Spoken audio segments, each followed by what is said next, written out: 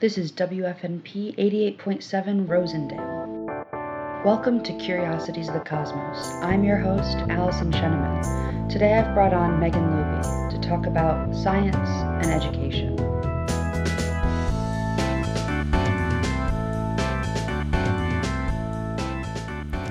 Welcome to Curiosities of the Cosmos with Allyson Sheneman. My guest today is Meghan Luby, a junior majoring in early childhood and childhood education with a concentration in art history at SUNY New Paltz. She's an aspiring elementary school teacher, currently completing teaching and fieldwork, or student teaching, and fieldwork in pre-K through 6 classrooms. Meghan, thank you for coming back on the show today. Thanks for having me. I'm back, y'all. So again, as a reminder, Meghan was our first guest on the show, and she is back now for our 10th episode. So we've been here for a minute now. It's exciting. Also, as a reminder, Meghan is my partner, and again, the first repeated guest on the show. I'm really excited to have her back. She was the first ever guest when I was still learning the ropes to how radio works and how the show works. So I'm excited to see how things go now that you're not really my guinea pig. You're just a guest on the show. You're an expert now. Yeah, I'm an expert. So thank you again for coming on. Thanks for having me. I'm excited. So we're going to first start by kind of just opening up the conversation to anything that you've been working on since we last heard from you on the show. So I know you've been doing some work in a sort of classroom setting with your Numeracy Club experience. Can you tell us a little bit about what that is and what that looks like? Mm-hmm. So currently for my field work for the semester, I am in what's called Numeracy Club. It has a really cool name. And it's basically an after-school program for elementary students in the area. And they actually get bused from their school to our college after the school day. And we have kids from a lot of different ages. I specifically work with a first grader, but we have kids all the way up to 5th grade in the program. And we just basically get them really excited about science. We do really fun programs with them.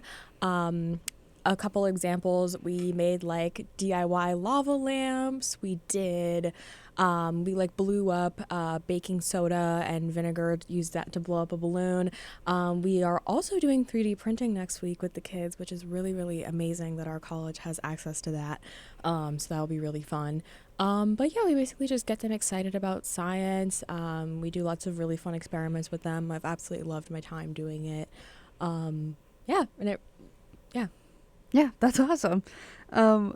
Can you tell us a little bit about what the age range of the students is and how maybe having to target students of different ages has really expanded your teaching experience and abilities to be able to, because as far as I remember, you have a couple young kids, a couple older kids, and so how you can really how do you approach planning a lesson where you're trying to really capture the attention and motivate students in STEM for students across such an age range?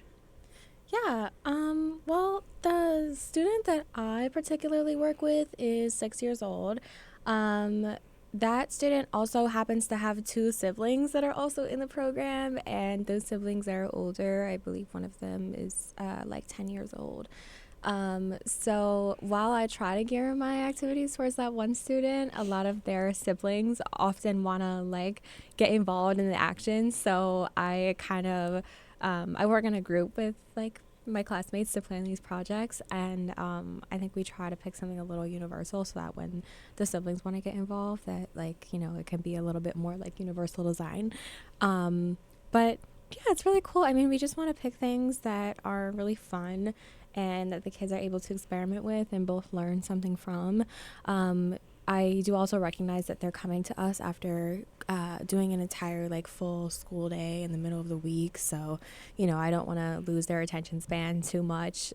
We try to make it fun, educational, and, we don't want to burn them out or anything. So, yeah. Yeah, totally. I feel like in hearing you say that, it makes me think about students who are not going to after school centers, who are just going straight home right after a full day of classes. Um, can you speak at all from your experience working at that after school center as to what you've really learned about where students are at when they finish a full day of classes, and if it varies, and what to do, maybe what your approach is when it varies, when they come in with a lot of energy even though they've had a full day of classes, and when they come in kind of completely dead? Yeah. I mean, I'm sure that everyone can relate to this, depending on the kind of day you have, whether you're at school or at work, like your energy levels can be really different. So sometimes the kids come in and they are so excited and ready to learn and do the experiment. And sometimes you're like, how did school go? And they're like, ugh. And I'm like, I've been there, man. Like, I get it. So if that's the case, then like we can adjust the activity. At the end of the day, we want it to be fun and rewarding for them. So, you know, we a couple of times we have like a pretty extensive Lego set available. So we have just been like, it's Lego time, y'all. Like, let's play with the Legos. And they really love that. And it's cool because when I get into those activities, like when we did Legos, it's kind of designed to be like a relax your brain activity, Yeah. but then I see them become like engineers and like architects. Like one of my kids is like really emotionally invested in like the layout of Central Park, and he just like knew all of the like species of trees that are in Central Park, and he was like, I'm building Central Park right now, like let me cook. And like he was just like putting like the trees, oh sorry, I'm tap on the table, and he was like putting the trees down, and he was like, this is a fern and it's going here because this is where they are in Central Park. So like it's really sweet because they are, you know, kind of like doing an activity that is fun and relaxing, but it's also like they are like being scientists in the process still. So I think it's an example of how like learning can be fun. So yeah. That's awesome. Yeah, I feel like being a teacher and doing teaching related things, like doing after school centers and things like that, it's really just like all an exercise in improv, because you're constantly like coming up with plans, and then your kids come to you not wanting that, and you've got to have a backup plan and a backup plan to the backup plan, and 1,000 sets of those because you're going for hours. Yeah. And so I feel like, I don't know, in my somewhat more limited experience with working at an after school center, it's a lot of that, a lot of like, you never know what kids are coming to you with. And so in my experience, it was always just like, ask them, right? Like, and I think that was what you led with, where you're like, you ask them how their day is and they're like, blah. And so just starting out with the like check-in of like, what do you want to do right now? And sometimes you don't even have to have the ideas because they already got it figured out what they want to do. Yeah. Yeah. Teaching is all improv. Yeah. Really is. Yeah. I also know that you are currently taking a class. I'm blanking on the specific name of it right now. For My teaching STEM STEM. class? Yeah. Can you talk to us a little bit about, maybe since the beginning of the semester now that we're approaching the end, so you haven't fully covered everything that you're going to cover in the class, but just kind of as a check-in now, as to what you've learned, what that class has been like, how it's changed you as a teacher. Yeah. Well, that class is, I thoroughly have enjoyed it. I really, really like it. A few main things I've done since the last time I was on here. Well, this is kind of separate, but fun fact, most people probably know this, but this is new for me. So we are researching marginalized groups of people that have made like really amazing contributions to the STEM fields. And I learned about Gladys West, who really like laid out a foundation for the GPS. And I didn't know about her like, you know, previously, but I have just been like really invested in learning about her and her story. And I'm researching a project for her, which is really, really exciting. Other things I did, like a what's called like a micro teaching presentation. So it's basically just kind of like doing a quick little lesson plan. And I learned what number strings are, which I didn't know previously. I don't know if anyone listening knows, is new to me. But essentially, they're just kind of like when you put a series of mathematical equations in an order to basically boost children's like pattern thinking, if that makes sense. So like, for example, I did like 5 plus 5, 5 plus 10, 5 plus 15. And then the kids become a little more familiar with groupings of fives, skip counting by fives, things like that. So I did a lesson plan on that, and that was really fun. So That's awesome. yeah. I feel like something that I think is really fascinating that I've really appreciated having insights into and being with you is like the things that you know how to do that you don't even know that you know how to do. Like, I don't consciously think of skip counting, like counting by fives, as a skill or something that I had to learn. It's just kind of like a thing that I can do. You know what I mean? Yeah. So it's fascinating to me, like hearing the like strategy that goes into teaching that to people. Yeah. Yeah, that's awesome.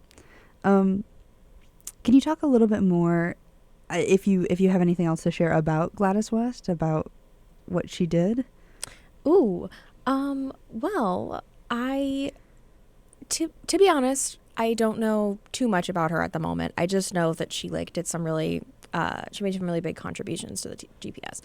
I also learned, wait, what is it? Global what system? I learned what GPS stands for. Global positioning system. Global positioning system. Yeah. So I learned that, which is really cool. I can't wait to find out more about her. But Yeah. I was just like, yes, like literally a woman did that. So I did not know. And shout out to her because GPS has gotten me through so much. So Yeah, I don't know a whole lot about her, and at the risk of possibly getting this wrong, I seem to remember that she's a mathematician. I think that's the thing that she does, or did.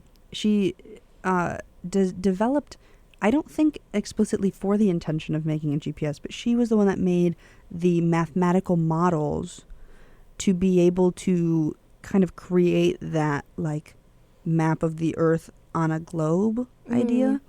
So instead of just having the like flat, like this is a map of this region or this state or something like that, to have a global system of where you are located on a globe as opposed to just like a flat piece of paper is like yeah. way harder than you think. Yeah. Yeah, a complicated process. With that being said, we actually are at our first segment now. So Ooh. back to the first segment of the show. This is called Should We Be More Worried About? So I gather questions that I hear both in my like avenues of public science communication and kind of just like from a sense of how people feel about a specific field. And then I invite a guest on who's kind of an expert in that field to address that question. And so my question to you is, should we be more worried about unequal access to education? Of course. There's so many avenues I could go with this question because there's so much to talk about. It's a question with a very large scope, for sure. Yeah. Well, I think maybe I could use Numeracy Club that I was talking about earlier as a little bit of a segue into this question. Numeracy Club is something that is made available to students who have parents that are available to drop them off and pick them up after school. So that in itself is a luxury. I am sure that a lot of parents are busy working really hard, and not all children may have access to that. So those kids, while it's an amazing program and there's so much rewarding things that come from it, it's not available to every child. So I mean, that there is an example of unequal access to education. And again, that's something that happens outside of the typical classroom day. So, which is where, when children are developing those foundational skills in a subject, a lot of that work has to be done outside of the classroom. While, teachers, we try to optimize all of the time that we have during a classroom day while working with such a large group of students on a variety of different skill sets. We can't make sure that everyone is getting that like foundational practice time in as much as they probably need it during the school day. Yeah. So a lot of that is reliant on outside of school. And so, that's an example where it's unequal. In terms of during the school day, I mean, that has a lot to do with school funding. It's a very complicated question. Yeah. I wish that every kid could have access to what they need to succeed, but even finding that, I feel, is really difficult, because different children need different things to succeed. And every student is really unique. So even sometimes finding something like an ASL interpreter or assistive audio technology is hard to acquire from a school district, depending on their funding and how that process is. And that is, I mean, those are things to succeed, but those are often like bare necessities. So it's a hard question. But yes, we should be more worried about it. We should care a lot about it. And I think that there are many ways, if you are someone who has the time to contribute to like a local school district and kind of help out with that. That's always really appreciated, because it's all about how the community comes together to help tackle these problems. So Yeah, totally.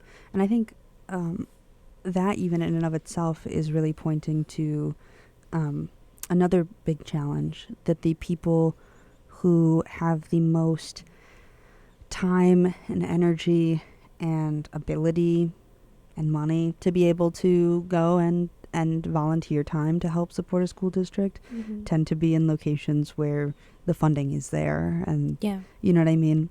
So it's just, yeah, it's a really complicated subject, and it's hard to like just answer it in a short segment on a show. So I appreciate the like kind of bringing it to that scope again of like, this is a really complicated thing and here's some specific examples, but even that doesn't begin to cover like the full breadth of it. Like I think it's such a complicated thing because it ties in every issue that our country could be facing and the world could be facing, and it puts it in the hands of educators who are underfunded and children, frankly. Yeah. And it's like it's issues surrounding socioeconomic class and status. It's surrounding accessibility issues. Obviously, like there's then ways that all of those things also are affected by like race and gender and all, like a million things. It's like every topic possible Yeah. is covered in that umbrella. It's a very scaffolded issue. But, and I'm sure, everyone in my field feels the same way, because, like educators, like we do it because it's in our hearts. It's certainly not in our paycheck. So, we do it because we care. We love it. And we love the kids. So, yeah, I think that even though it's not always possible to have everything in our dreams the way that we want it, but we come in every day and we give it our best. We do what we can, and the more people that do that, the better off we'll be. So I think that it's, I don't know, it's just very rewarding to like know that even though it's not all in our hands, we can make as much change as we can. So yeah. That is a very powerful way to end this first section of the show. So with Yeah. that, we're going to take our first break. So everybody stay tuned, and we will be right back. Welcome back to WFNP 88.7 The Edge, Rosendale. This is continuing with Curiosities of the Cosmos. I'm your host, Allyson Sheneman, and I am joined by Meghan Luby, a junior and student of early childhood and childhood education at SUNY New Paltz. We just had an incredible conversation about students and having access to things and teaching STEM and meeting students where they come in. And we're going to continue now with more on science and early education, and specifically a segment that we have on queer people in STEM.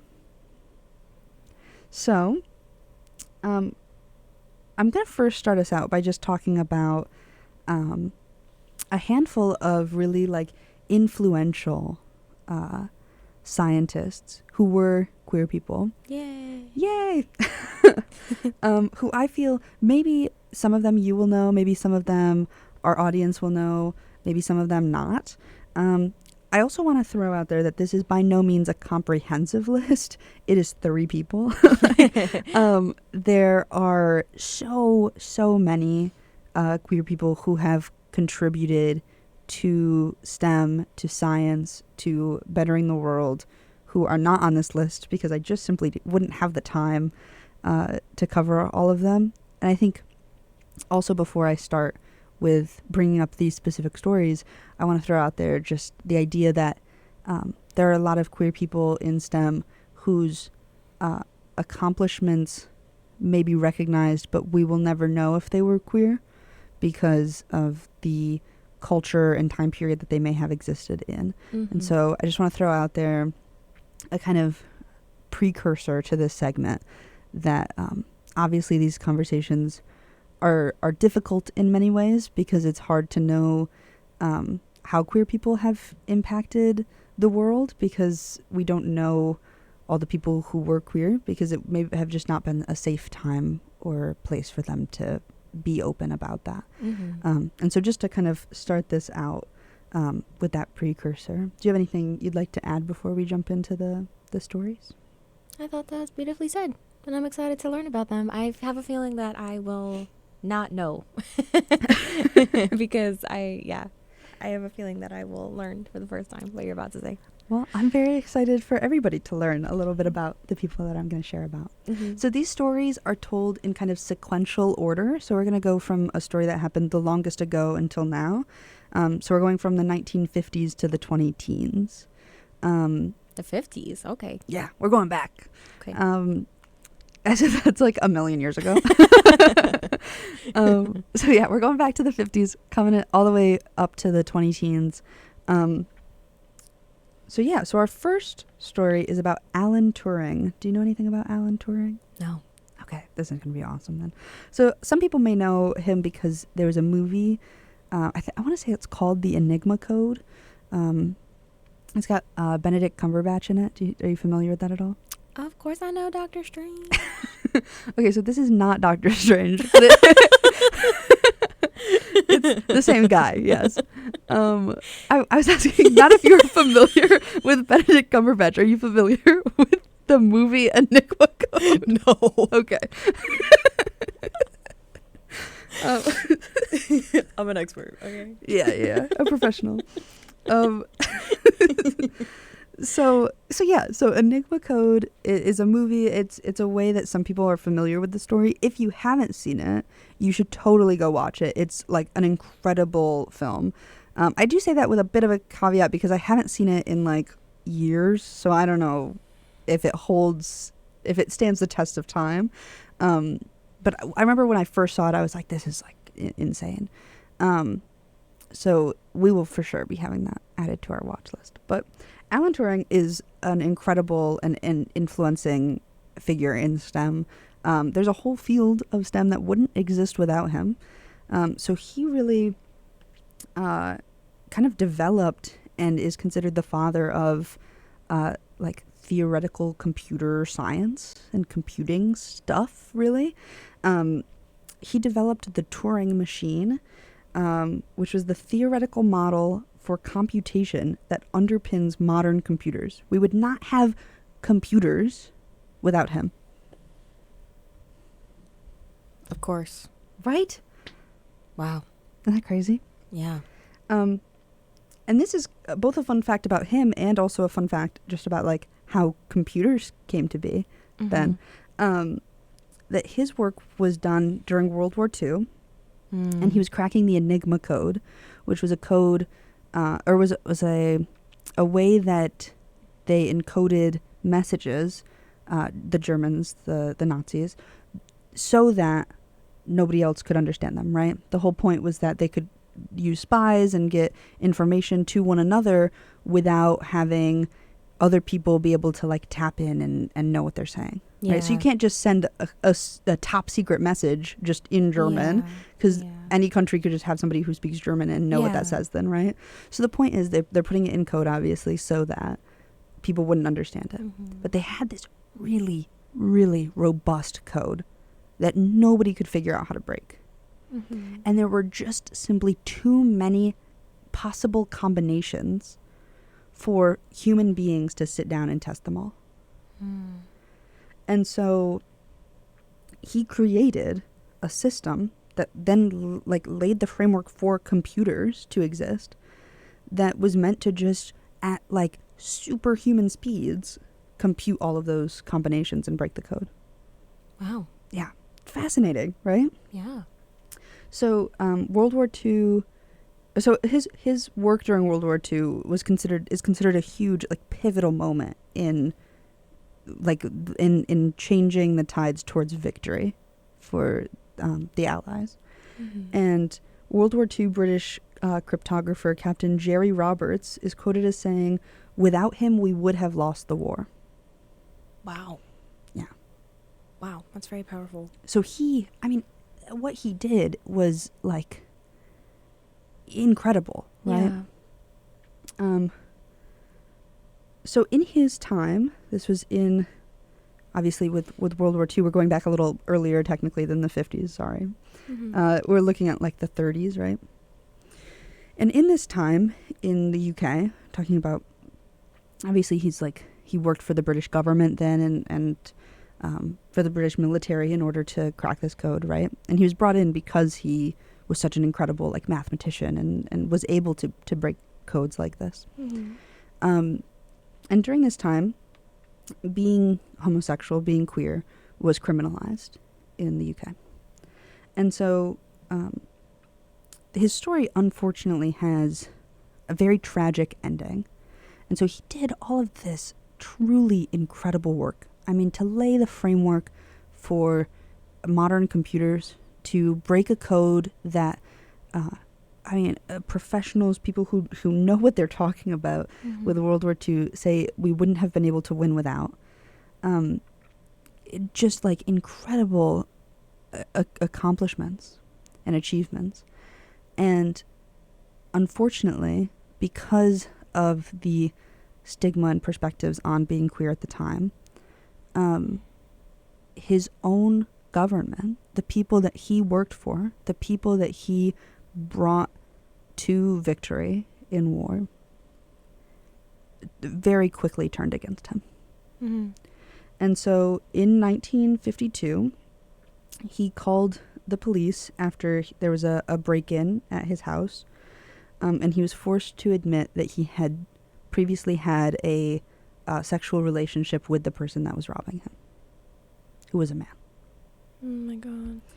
And so he was able to avoid a prison sentence by accepting chemical castration, which is a way for them to it's like hormone therapy. It's meant to like stop you from being queer. Completely, obviously outdated, and it like doesn't work. But that was how he got out of prison. But this process and the conviction led to the removal of his security clearance. So he was barred from continuing with his work. He wasn't able to continue being a consultant for the government communications headquarters. And as a result of that, a little over 2 years after the original break-in happened, he committed suicide. And so this story is like genuinely one of the most crushing stories to me. I like struggle to think about this story because it's just like, to me, like unfathomable. Mm-hmm. And one last kind of tidbit before I pass it over to you for any of your thoughts, is that in 2013, so this is like decades later, the British government gave him a royal pardon in 2013. And so I think that is both a kind of sad and also hopeful message, where it doesn't really do anything in that it doesn't change the fact that this tragic thing happened, but it does do something in that it is recognizing guilt on their behalf for doing something that is wrong, recognizing that it is wrong, and I guess in a way kind of almost in a way agreeing to not do it again, almost, or making this kind of stance that they know that it was wrong. But yeah, it's just, it is one of those stories that is just like so tragic. And we've talked about this before. I try to stay away from telling queer stories that are tragic, because I think that the world needs more queer joy. And but I think it's also, especially in trying to, on the show for the first time, really talk about queer people, important to recognize the history there. So I definitely had mixed feelings about starting with this story, but I think it's an important kind of framework for the other stories that we'll tell. But yeah. Do you have any thoughts on the story? Well, thank you for sharing it. It definitely is heartbreaking. I do resonate with what you said about, needing more queer joy. I think that I was talking actually about this with a couple friends the other day, just about how, experiencing hardships in life and what that kind of does to your sense of joy and in your feelings of joy, perceptions of joy. And I think there's something really beautiful about queer joy, because it has that depth of a lot of the oppression that we've all faced. As a queer person myself, I think that going through hardships, of course it's really hard, but I think that in moments where I come together with you, with people I love, with other people in the queer community, like there is such like just this like unexplicable like beauty about it. And I don't know, it's like that gives me a lot of hope. I think that I as much as these stories are incredibly important, and they are important, I think that I think the devastating stories couldn't exist without the joy stories, and the joy stories couldn't exist without the devastating stories. I think there's something like it's very intricately woven. Yeah. I don't know if what I'm saying makes sense. No, that makes total sense to me. Like, I think the queer experience is the weaving of those two identities and truths, right? That, like, now we do not exist in a time where it is directly criminalized. And so it is a safe time, largely, for us to say, I'm a queer person. And I think that also in knowing that there are plenty of places still, both in this country and this world, where that is not safe to say, where that is not an okay thing to be. That in knowing that, it immediately, to me, weaves in that history. Knowing that I can't feel completely comfortable in saying it everywhere, that I know that there are places in the world, in the country, where it's something we keep quiet, where we don't talk about, where we explicitly have to not be, that it's like, immediately to me, that weaves in the history of it.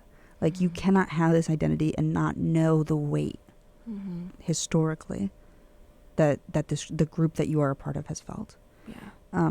But at the same time, to know that it can exist in joy, it can exist in pride parades and in more subtle moments, that it just feels like an act of rebellion almost against that history, and saying, like, in spite of this, we exist and we smile and we laugh. Yeah. I think it also feels like an act of strength. Like, when I'm going through something incredibly difficult and I choose to point out, things that make me happy and things that bring me joy despite of all of those other things going on, and that joy can coexist, like, that's what pride feels like to me, because it's choosing to embrace, like, the beauty along with the devastation.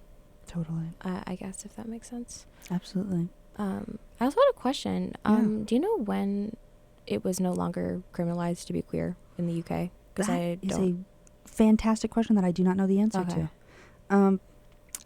Sometime between 1950 and 2013. Heard. Okay.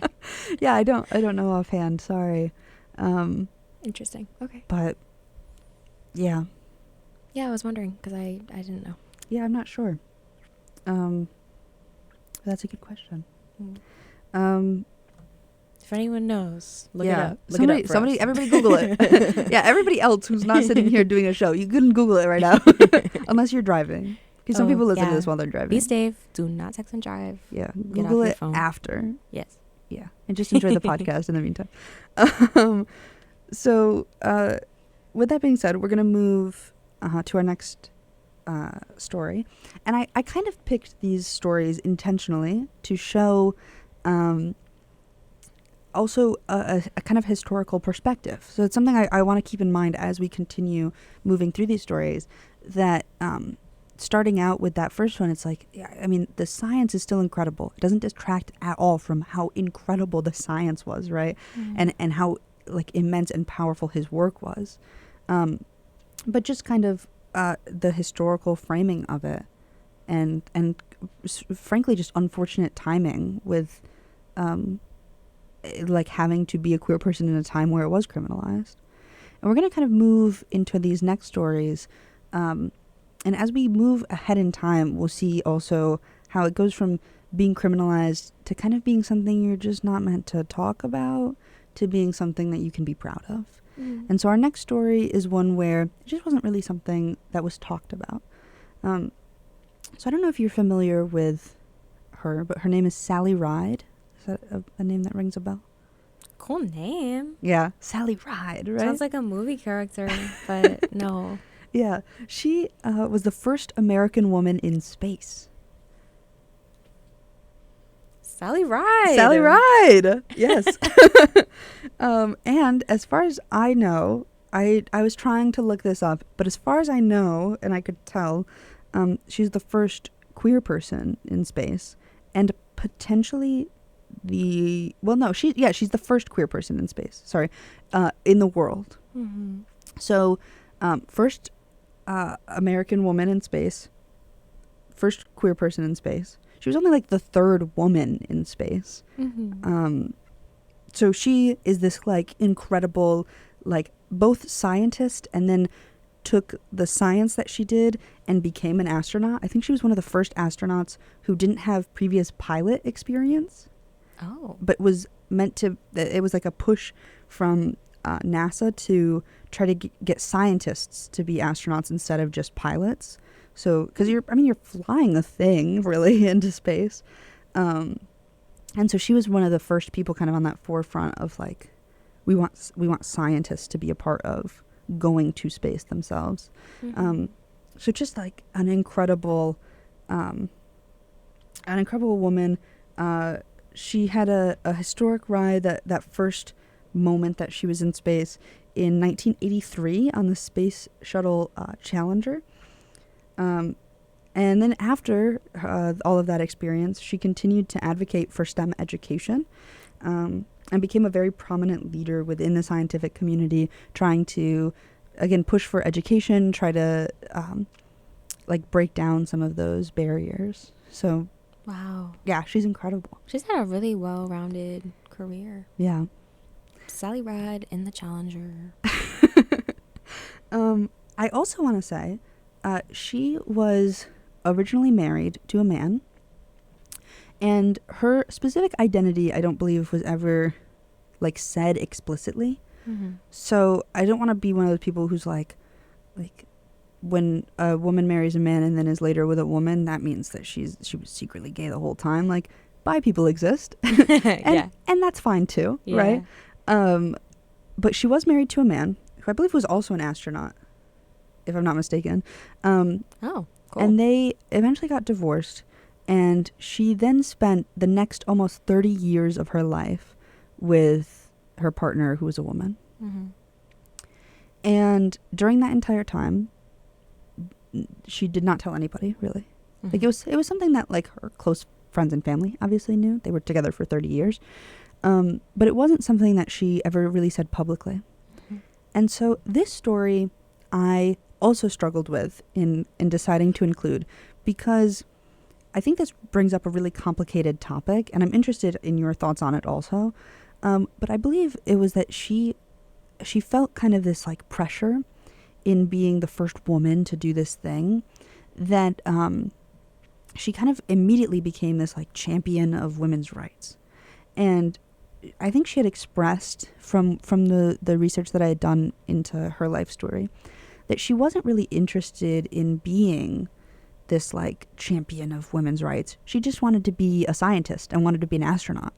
And she just wanted to be the person who had done those things. I don't think she really wanted it to be like, I am the first woman to do these things. But because she was breaking those barriers and those boundaries in doing it for the first time, it kind of is like something you don't get to choose, I feel. Yeah. And I think she was trying to really avoid that. But I think, obviously, she, once it was kind of placed upon her, she did a fantastic job of really, like letting that be, like, and I don't know, like, channeling it, I guess, in a way. But she did not ever, like, come out until her obituary. Wow. Which is, like, yeah, powerful in and of itself. And so from what I was reading, she had said that she didn't really care what was put in her obituary. She just wanted her partner to write it. Because she passed away from cancer. And so she was like, you can put in whatever you want to put in. And however much you are willing to share, I'm happy with. Aw.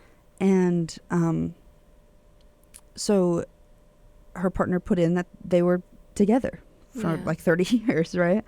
But it was really only in that moment that she like came out. And so I think this brings up to me kind of two important things. One is in having marginalized identities, you are kind of inherently going to be a champion of those identities, whether you kind of want it or not. And also the idea that queer people exist and are well-rounded and are full, complete people with full, complete life stories without them having to be centered around coming out and the coming out experience. So yeah, I those are kind of two big things to throw at you here, but this is me throwing them. So either one of those, if you're interested in saying anything. Yeah. Well, I mean, just to speak on that story of Sally Ride, I think that's incredibly moving and significant that, you know, her partner chose to share that in her eulogy. It's like, it's something that is so undoubtedly you that it needs to be shared with the world, but it was so,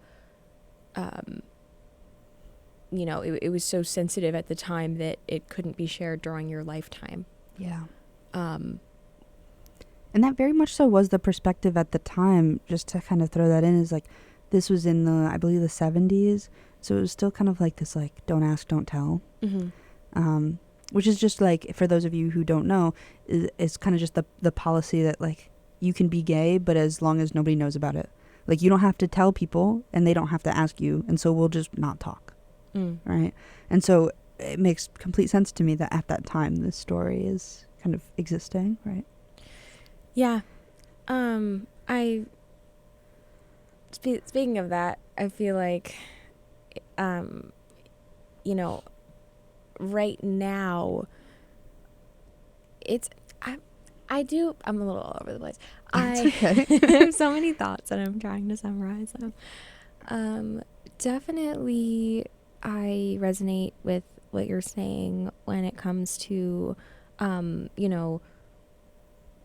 being queer. Like, it is one of those identities that just is inherently political.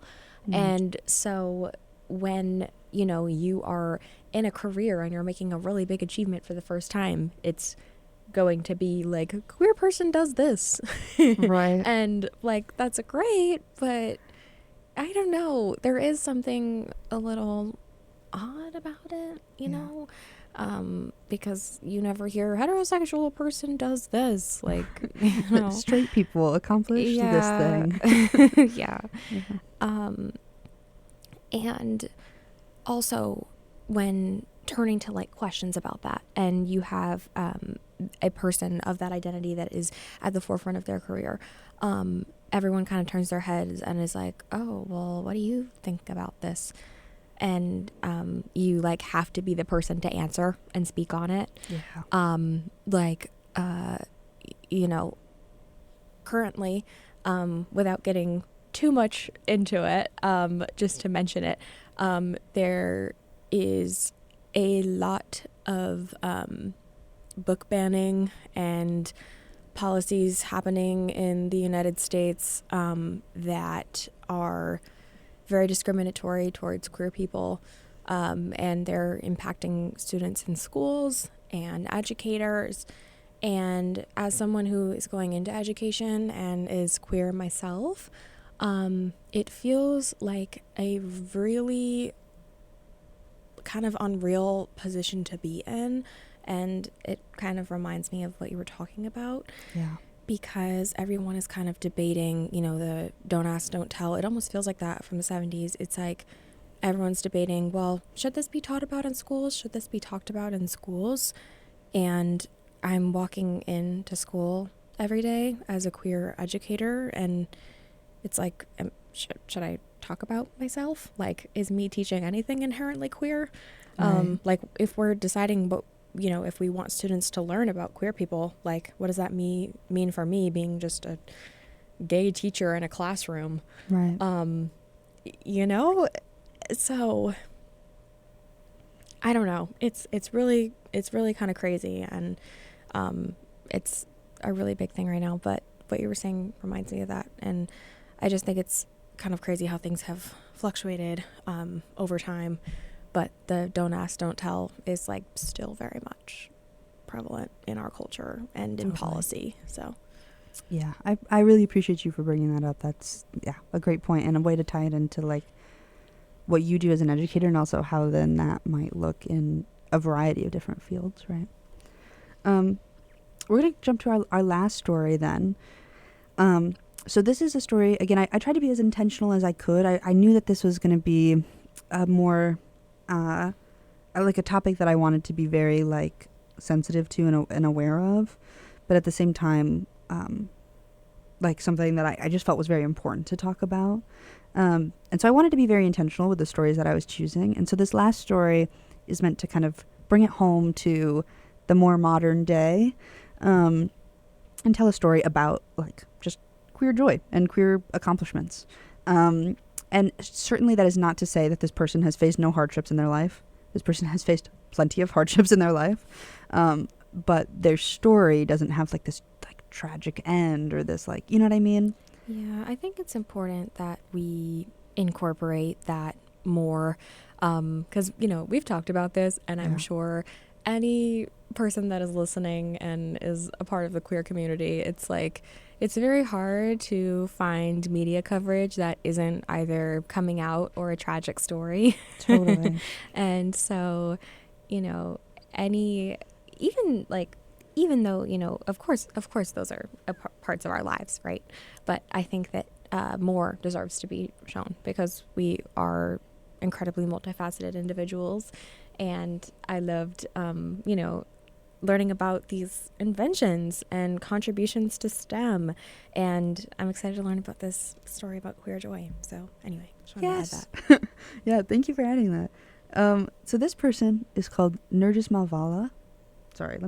Mavalvala. Sorry. Have you heard of No. her? Okay.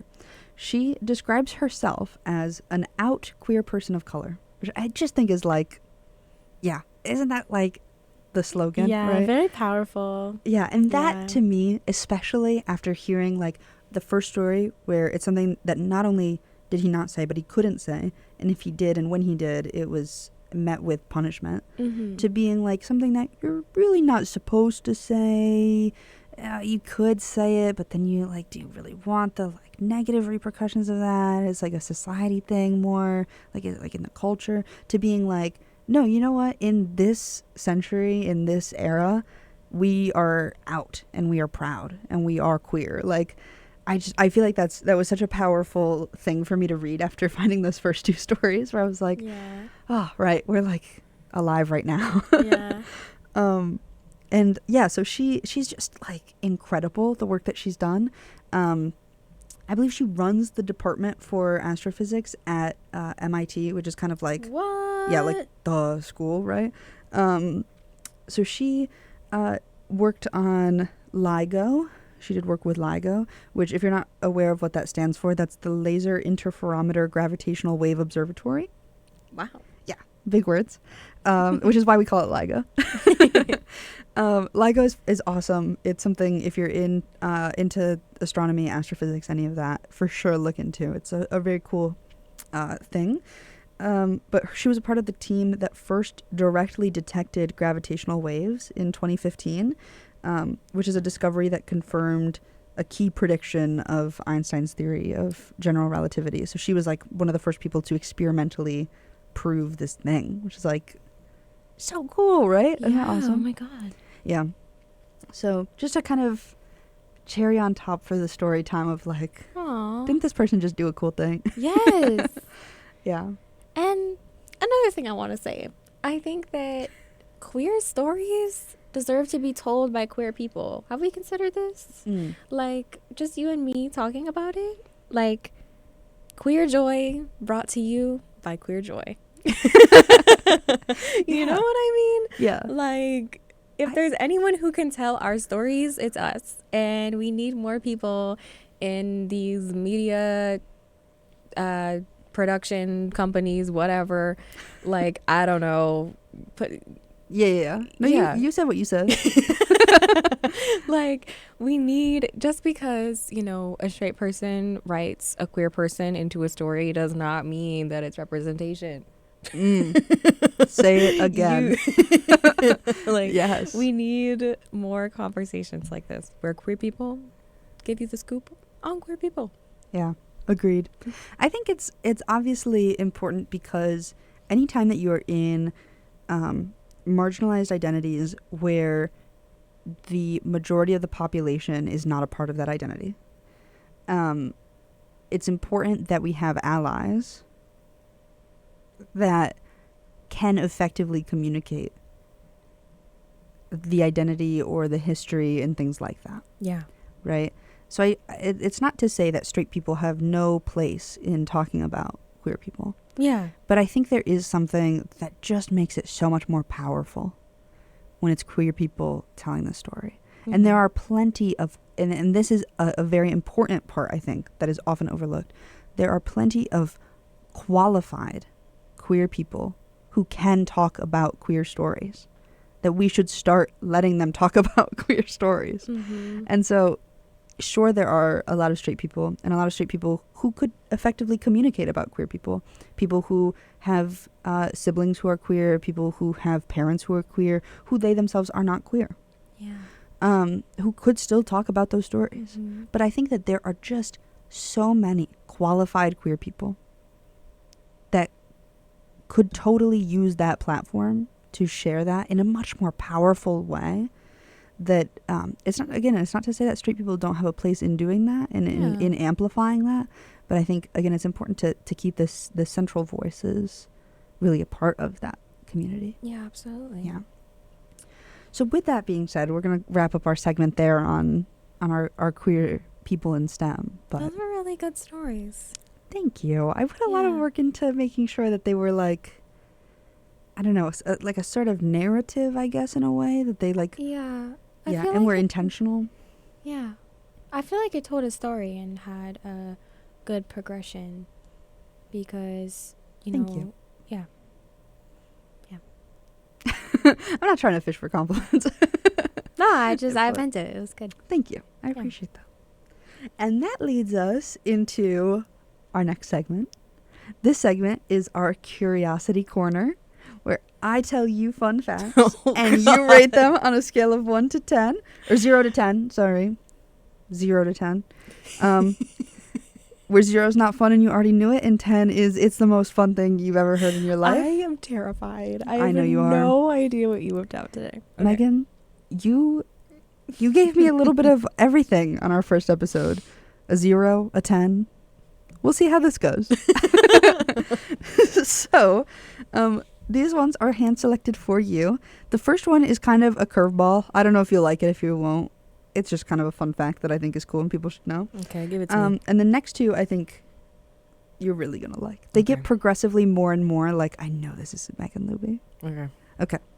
So, the first fun fact is the tallest volcano is not on Earth, but on Mars.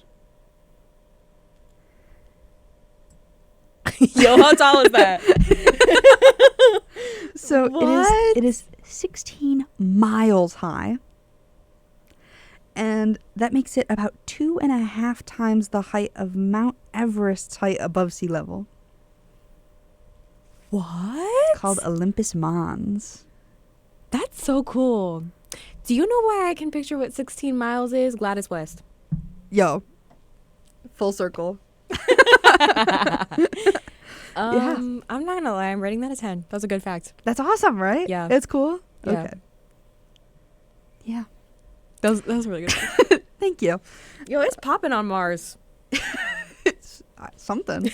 Well, that's because Mars, more than what people realize, used to be like full of geologic activity and stuff, right? Mm-hmm. And there's strong indicators of a potential Earth-like past on Mars in the geologic record, and so they have volcanoes and whatnot and craters and this and that and the other thing, ice caps and potentially reservoirs of maybe liquid water. Not to sound controversial there, of things that might be stored under the ground. Like I mean, Mars is a fascinating little planet. Yeah. It's also like a quarter of the size of Earth. I don't know if you know that. It's very small. Yeah. Mars. It's teeny. Yeah. Okay, next fun fact.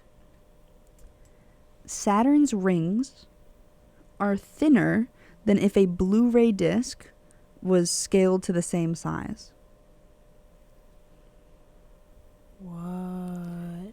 So if you think about... I'm looking around to see if there's one in here so I can look at it. That is a great question. I don't think that we do. Okay, Sorry. I'm visualizing it in my mind. Yeah. Does that date me? Like, I mean, you've seen a Blu-ray disc. Oh, yeah. Oh, okay. Yeah, so to add on, despite stretching out to a distance of nearly 140,000 kilometers from Saturn's equator, the rings are only a few hundred meters thick. And that's at the most. Wow. Where they're the thickest. That's really cool. That's awesome, right? You know... Yeah. I'm so scared for what you're going to say. I'm going to say something crazy. Whenever I picture Saturn's rings, I think of angel hair pasta. And no, you're right to have said that was crazy. 'Cause what does that mean? Okay, Okay. Just like hear me out. Like I just I don't know if I should hear you out on this one. Anyway, that in my mind proves my theory. Like I just imagine them as this like angelic, like thin, like shimmery, like I don't even know. So here's where that gets a little wrong. Okay. Because they're thinner than that. They're thinner than a Blu-ray disc if it was scaled to the same size. Right. So Can you even see them if you're up close? Or is you only see them from far away? what does that even mean? Like If you were near Saturn, would you be able to see the rings? Yes. Yeah, because okay. Because I'm thinking of how thin a Blu-ray disc is, and I'm like, if it's even like significantly thinner, I don't know if I turned But it's it also on its side, would you? it's see it? hundreds of meters thick still. Oh, So okay. even though that is very thin compared to the other dimensions, Mhm. it is still hundreds of meters thick of material that is Oh. not transparent. So Okay. we can still see it. Okay, word. Yeah. You Okay. could even go in it if you want. Oh, wait, what? I mean, you're going to die. Oh, okay. But like it has depth to it, and you're not 100 meters tall, so you would fit in it, which means it's bigger than you are. So is what I'm trying to say. we would fit inside Saturn's tiny little Blu-ray disc rings. Yeah, because they're huge. They're hundreds of meters tall. Awesome. Thank you. It is awesome. You should have led with that fun fact. I tell you, they're gonna get better. Let me build. Let me cook. Okay. The angel hair pasta. It's cooking. Okay, Yeah. let me cook. So put another way, the rings are hundreds of thousands of times wider than they are tall. Hundreds of thousands of times. Mm-hmm. So for comparison, a Blu-ray disc is 120 millimeters wide and 1.2 millimeters thick. And to match the scale of Saturn's rings at this thickness, the Blu-ray disc would need to be about 1 kilometer wide. Mm. Isn't that Wow. crazy? Yeah. Wow. That was cool. Yeah. So what are you thinking? 0 to 10? I am going to rate it a 7. Okay. I actually think it was an awesome fact, Thank but you. here's what's happening in my brain right now. And I scared. don't know if anyone can relate to this, but I like associate like colors, weekdays, and numbers with each other. Yeah. I think of Saturn, I think of the number 7. Okay. I think of 35, orange. November, brown. You feel me? So I don't know how Saturn, this is going to tie in. Oh, because Saturn is the number 7 to Saturn you. is number 7 to me, so I'm rating this fun fact as Because they both start with an S. Mm. Oh, maybe that's why. And November's brown because it's Thanksgiving and turkeys. Yes. Yeah. I'm not sure the 35 and orange, but we'll get 35 there. is orange because it's odd. And we can talk about that. We can get into it, but not on We this will not. podcast. Okay, so next fun fact. This one is the fun fact Okay. for you. Okay. Okay. Human noses can distinguish more than 1 trillion smells. Okay. That's a 10. Studies show that language and culture may play a role in how good we are at articulating and identifying smells, though. And English speakers, we are notoriously bad at identifying smells because we don't have as many words that are dedicated to smells. Yeah, Yeah. that makes complete sense to me. I know that in like places where the climate's really different, they have like a bunch of different words to define like snow, like what kind of snow it is. Yeah. And I see it, I'm just like snow. Like I don't have like more words. Yeah. So that's really cool. Yeah. I totally believe that. I think what it was when I was looking up this fun fact, I think what I saw was that groups that tend to spend the most time outdoors tend to have more words for smells. And I think the language, I don't remember the name of the language that had the most words for smell, but I think they lived in a warm climate in a type of like tropical rainforest type climate. And so they had a lot of smells to distinguish like one of them was like the smell of like a specific type of like toad and the smell of like fresh blood and the smell of like a certain type of muddy water or something, and they all have like the same smell. And I was just like, I was reading the list and I was like, I would have no idea how to group these together by smell, but they really, like, the list, it did have things that smell similar. I think it's kind of like an irony something type of smell, but iron is not a word, like a dedicated smell word. So when I say it's like an Yeah. irony smell, like, what does that mean in English, right? Like, Yeah. it's not a word for smell. I think one of the only smell words that we have is like musty or something, musky, something like that. Yeah. But even that But I wouldn't associate with what you're describing. So, right, it's a different type of smell. yeah. Yeah, but That's a really cool fact. yeah, Yeah. more than a trillion different smells you can That's identify. crazy.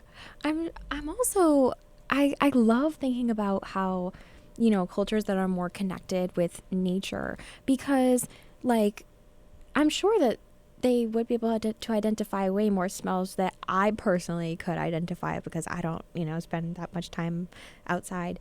Sure. And well, I try to spend time outside, but not as much time outside, obviously.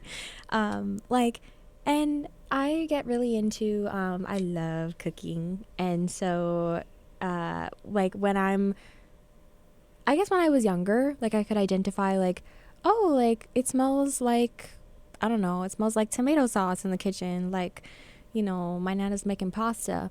But as I spend more time in the kitchen, I can identify exactly what it is. Like, the olive oil is going with the onions, and that's smelling like it's getting a little brown. It's getting a little burnt. Mm-hmm. So, like, your nose kind of like adapts to that, and it's kind of really interesting to see, like, how many different smells you can pick up. Yeah, totally. So I think that's really cool. I also think it's cool thinking about like how smells are associated with memory. And that's like a whole different thing, but just like how sometimes you'll get a smell and it's like, oh my God, that is this very specific thing that I have only smelled like once Yeah. really strongly before in my life. And I do this thing where I, like, circle through perfumes, and I, like, if I haven't worn a perfume in a while, like, I went and visited my childhood home recently, and I sprayed on a perfume that I wore in high school, and I was like, I'm traumatized. Like, I, like, sprayed it, and I, like, remembered everything that happened in high school. I was like, Yeah. oh my God. yeah. Like, that's a real crazy. thing. That's a real thing. Also- it all came back to me. Also, with language and like color, there are some, especially in tribal communities, there are some cultures that don't have, and some languages that don't have any words for colors, that don't distinguish verbally colors. And there's one language, and I'm forgetting again the name of it offhand. I didn't prep a language thing. I just am talking about this. There was one culture that I saw that had where they don't have any words that really don't, that would describe a thing if it's not in front of you. Like, they really only exist in the now. And so they don't have words that really describe the past or the future. They just talk about the things that you can see. So they can talk about where something is and what it is that you can see it, but they don't really have like color describing words, because why would you really need that as much? You know what I mean?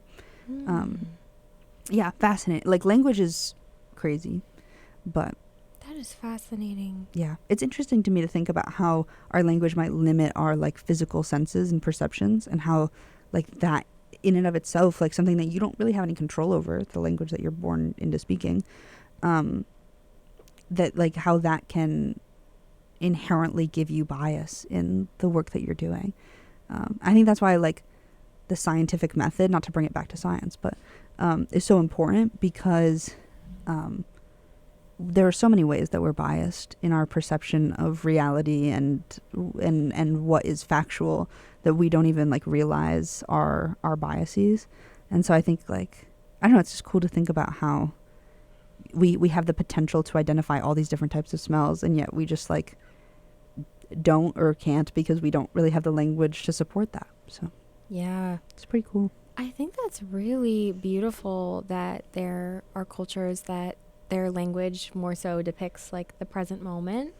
And I wonder, like, kind of like what you said about being brought up speaking a certain language, I wonder if I had spoken a language like that, I would be more or less worried or concerned, or like thinking about the past or the future if I would be naturally a little bit more mindful. Yeah. So I think that's really, really cool. It's something I haven't really thought of. So Yeah. Pretty interesting. yeah. And with that being said, we are overdue for our next break, so we are going to cut to break. So stay tuned, and we will be right back. Welcome back to WFNP 88.7 The Edge, Rosendale. This is continuing with Curiosities of the Cosmos. I'm your host, Allyson Sheneman, and I am joined by Meghan Luby, a junior and student of early childhood and childhood education at SUNY New Paltz. So for our last few minutes, typically to end every episode, I ask the guests to bring in their favorite question that they've ever been asked. But because you already shared that in our first episode, which, by the way, if you're interested in more conversation with Meghan Luby, you should go check out the first episode of the show. Because you've already answered that and shared that, I'm going to have you instead answer this question. What is something that you have really learned since the last time that you've come on the show? Ooh, well, every day I learn so much, really. I learned how to do acrylic nails. I'm really into it. I love it. It's really fun. Yeah, I've been into this kind of thing ever since I was little. I have always loved to make up hair, nails. Like, it's just a real form of self-expression for me. But I've always wanted to get really good at like trying to like professionally do my nails at home, but like not as a professional because I'm not. And it's just been really amazing. A lot of trial and error. It is a lot harder than it looks, but it's been really fun. And I also learned that tomorrow, which won't be tomorrow for people watching this, April 8th, there is going to be a solar eclipse. And I learned what solar eclipse partial versus totality is because I was not familiar with that. And I am lucky enough to be able to travel to see it in totality. So I'm really excited about that. Yeah. We're going to be traveling together to see it in totality. And I'm like so excited about it. Can you really quickly, for any of our listeners who might not understand what a solar eclipse is even, what exactly is a solar eclipse? I think I might have you describe that. I am the astronomy major between us, but I'm interested to hear what you know about it, because I think you know more than you give yourself credit. Okay. Well, I am not a professional in this at all whatsoever, but to my understanding, I know that it is when the moon blocks the sun in its path, and that's why it goes kind of dark for a second. And that's about where you lose me. Hey, so. And I'm going to be honest with you, that's all you got to know. If you're interested in learning more, yes, so the moon blocks the sun. So I tend to think of it as like the sun is in one spot. Sorry for the hand visual that I'm doing, because nobody listening to this who's not watching the video will know what this means. But for those of you who are watching, this is how I visualize it. The sun is in one spot, and then the earth and moon can be in different positions depending, right? And so the sun stays here, and the earth and moon are here, and sometimes the earth is between the moon and the sun, and when the earth blocks the light that hits the moon, it's a lunar eclipse. And when you switch them, and the moon is between the earth and the sun, the moon blocks the light that would hit the earth, and that is a solar eclipse.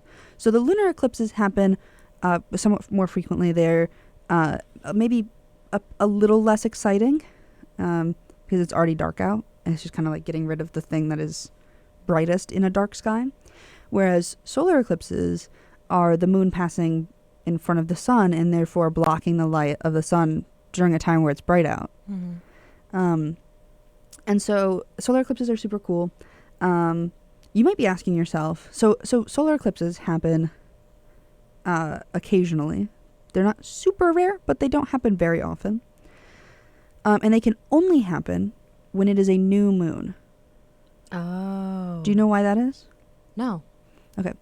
So a new moon is the moon that happens when we don't like see the light of the moon, like the light bouncing off of the moon, the moon does not shine its own light. That is an important thing to note. The moon does not like have a light coming out of it. It just reflects sunlight to us. So we can see the surface of it because the sunlight hits it, and then we see the stuff that bounces towards us. So, You know, that's something that I learned, because I knew that the moon didn't produce its own light, but I also don't know why it looks like it's illuminated. So, yeah. It's the same reason that when astronauts go out of the Earth and they look at the Earth, we can take pictures of it and we can see it because the Earth isn't producing that light besides like cities and stuff. yeah. Whatever. The Earth itself, the ground, doesn't just like light up.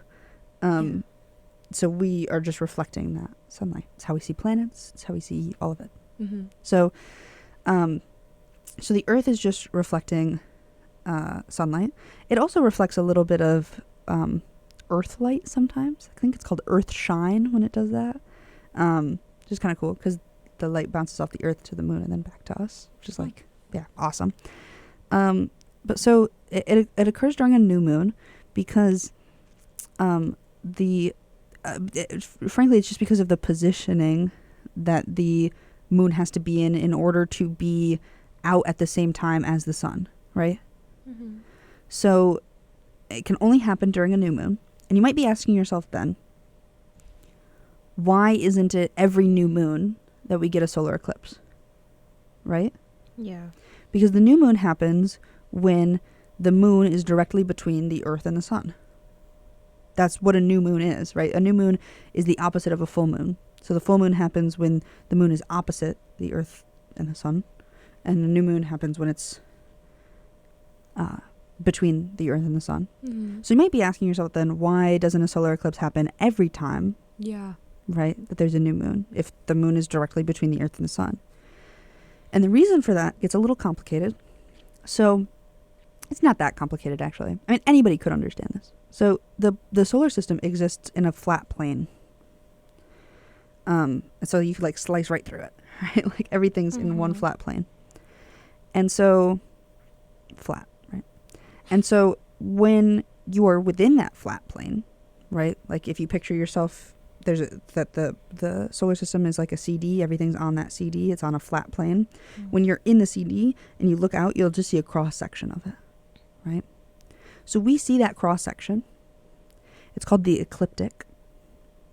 And the ecliptic line is just a line through the sky where all of the planets land and the sun. And so the ecliptic can change in height and things like that. But it's just, and that's because the Earth is tilted. But the line itself is just where all of the like planets and the sun is, right? The moon is not completely in line with that.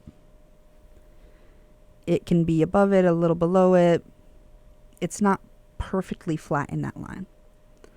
And so typically the moon just doesn't directly cross in front of the sun. It'll be between the sun and the Earth still, but it's not directly over the sun.